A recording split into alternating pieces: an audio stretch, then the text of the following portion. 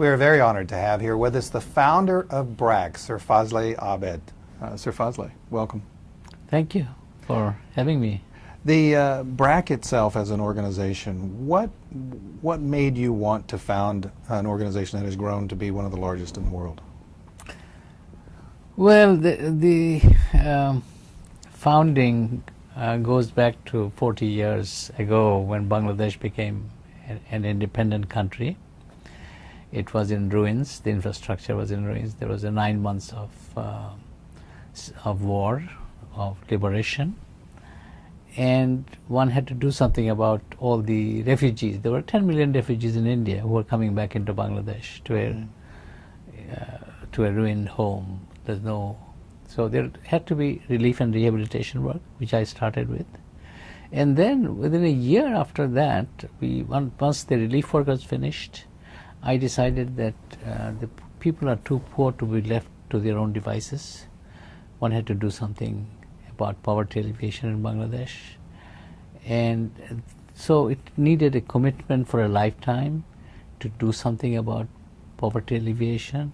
And poverty alleviation is not just income and employment, it's also agriculture, fisheries, livestock, development of opportunities for poor people to earn a living. It's also opportunities for healthcare, access to healthcare, access to education. So all kinds of things had to be done in order to take people out of poverty. Sounds like you were building an entire world, though. Well, it is a world of people. I mean, people's needs are multidimensional. So you just can't meet one need and think that you have done the job of poverty alleviation. It has to be done in many different dimensions. And we worked on many dimensions. And for example, we have been recently working on legal empowerment of the poor. Mm-hmm. And legal empowerment is getting laws, access to justice, rule of law established in a country. Then only poor people can have legal empowerment. Poor people can have legal empowerment if they can have legal rights to land, if they can have legal rights to jobs, if they can have legal rights to do business. So legal rights needs many dimensions, and again, one has to build these infrastructures to be able to help poor people to have rights of different kinds. Sir Fazle, though, in order to gain legal rights, oftentimes in countries someone else has to give up legal rights. Yes. And that usually is very powerful people. So are you ready to take on the most powerful people that there are in a country? Well, you're right that getting people rights means that there are some vested interests who don't want to give up their rights. And it's a struggle that one has to make one time or another. So you have to organize people, you have to organize government also and try to get them on your side. And you have to get institutions like United Nations involved in that, protecting people to have good jobs, not have all kinds of rights being taken away like that. So you need a coalition of multilateral bodies, bilateral institutions like governments, donor governments. You need your own government to be responsive to the needs of the poor. So you have to build the whole infrastructure. Yeah. How is it working? What's been the response of governmental entities right now to the change that you're talking about? Well, tell you, I mean, it's not easy. When a slum is being evicted by government, we went to High Court to get it's a public interest litigation. We wanted the government to find alternative accommodation for these poor people. Before you evict slum dwellers, you have to find alternatives. So High Court came against the government saying that you can't do that. So you have to find alternative accommodation. So that at least kept the eviction, stayed for a little while. So government had to find something, an alternative. So it's a kind of struggle that you have to do on many fronts, including against your own government, in the sense that you go to court to tell the government that you can't do this. Is that something that people in poverty are willing to do? Are they willing to go up against their own government?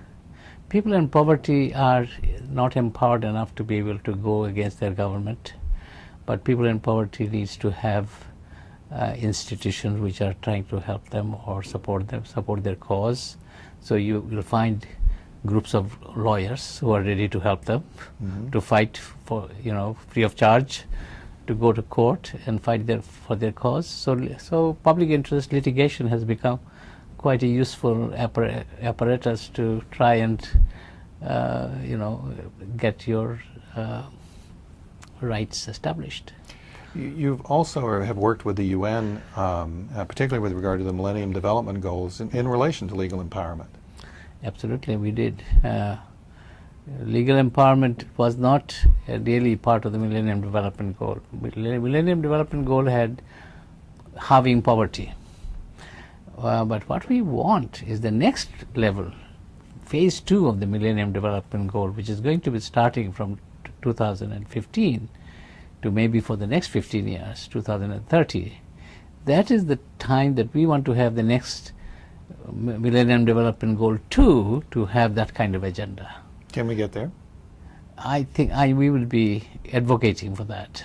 There are 4 or 5 heads of governments, right, or three heads of governments, the British Prime Minister, the President of Indonesia, President of Liberia. The 3 of them have been charged by the UN Secretary General to come up with the ideas for the next Millennium Development Goal.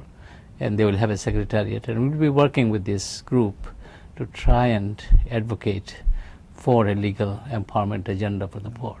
Is there any country on the planet that is saying we don't want the poor to have rights, or are they just not ever giving in, I should say? I think government will never say that. I mean, but there are governments which are less responsive to the needs of the poor. There is, you will find that even United States. Yes. The United States Congress, dominated by the Republican parties, don't seem to have any responsibility towards the poor. I mean, their whole philosophy is against helping people by government. So they think that the less government, the better it is. That the poor let human beings do things for themselves. But I don't want to be Republican or Democrat, but I think that all countries, some governments are more responsive to the needs of the poor and some are not so responsive. Yeah. You're also working on some projects with the Soros Foundation? Yes. And is that related to legal empowerment, or does that take it into another level? Not always. Soros is very interested in open society, democracy, good governance, legal empowerment, and also just helping poor people out of poverty. And that may need financial services, that may need health services, education services. So they are also interested in these things. Not just always legal empowerment, but empowerment as such through education, through healthcare, through financial services and so on. Speaking of education, the BRAC is heavily involved with a global business initiative on education. Yes. Is it time for global business to step into education in a big way? I think education is one area which I have not heard one government which said that we are satisfied with the education we are providing to our citizens. Every government, including the most richest ones, are struggling to find newer ways of educating their citizens. And in poorer countries have got even bigger problem.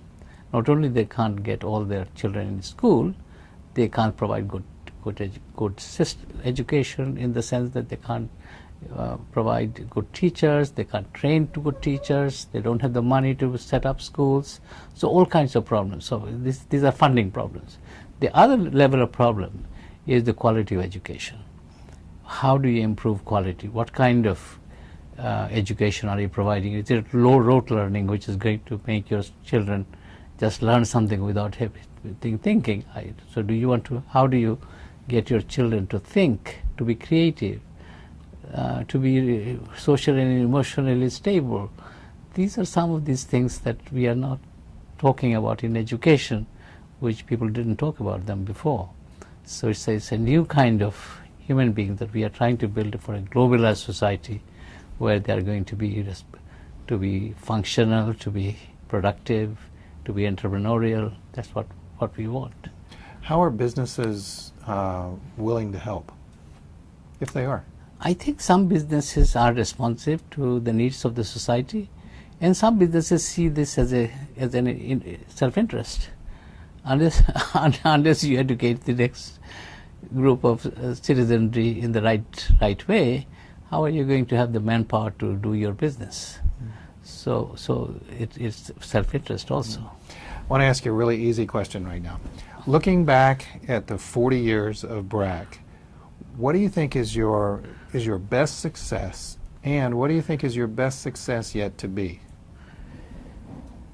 Well, working with poor people, empowering them to get out of poverty, empowering them through education, through financial services, to get them into jobs, to be creative, entrepreneurial people. This has been a great success and great satisfaction to me. But I think the unfinished agenda for me is I always say that it's the equality of gender. Gender equality is something that I've been working for 40 years, to try to get women in the same position as men has in our society. So working against patriarchy would continue to be the unfinished agenda. Sir Fazle, thank you very much for being with us. Thank you so much.